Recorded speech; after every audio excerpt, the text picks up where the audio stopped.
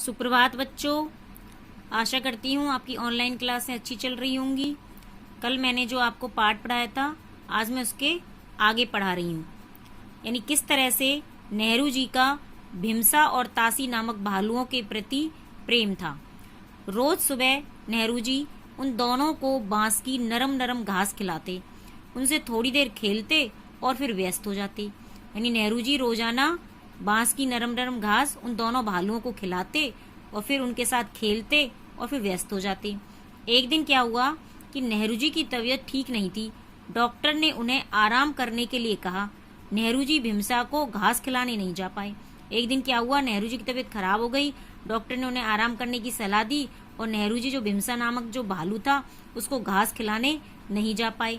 बस भीमसा महाराज रूठ गए, ना पानी पिया ना कुछ खाया। उन्हें पुचकारा गया, धमकाया गया, पर वे किसी से भी घास खाने को राजी नहीं हुए। दोपहर के भोजन का समय भी गुजर गया, पर भीमसा जी टस से मस ना हुए। अब क्या हुआ, जो भीमसा नामक जो भालू था वो महाराज जी जो भीमसा महाराज जी थे वो रूठ गए। ना तो उन्होंने पानी पिया ना कुछ खाया, उन्हें पुचकारा गया, धमकाया गया, फिर भी वो घास खाने को राजी नहीं हुए। दोपहर के भोजन के समय भी गुजर गया, पर भीमसा जी टस से मस नहीं हुए, कुछ खाने को तैयार ही नहीं हो रहे थे।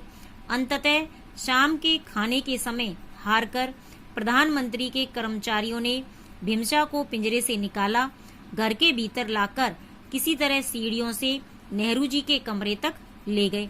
अब अंत में जब वो कुछ खा पी नहीं रहा था तो क्या हुआ, शाम के खाने के समय हारकर प्रधानमंत्री के जो कर्मचारी थे वो उस भीमसा नाम के भालू को पिंजरे से बाहर निकाला और घर के भीतर लाकर किसी तरह सीढ़ियों से नेहरू जी के कमरे तक ले गए।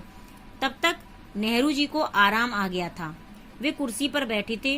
नेहरू जी को देखकर भीमसा झट उनके पैरों से लिपट गया। तब तक नेहरू जी की तबीयत थोड़ी सही हो गई थी, कुर्सी पर बैठे हुए थे। जब भीमसा ने नेहरू जी को देखा तो तुरंत उनके पैरों में लिपट गया। नेहरू जी ने उसे सहलाया, प्यार किया और फिर अपने हाथों से बांस की कोमल घास खिलाई।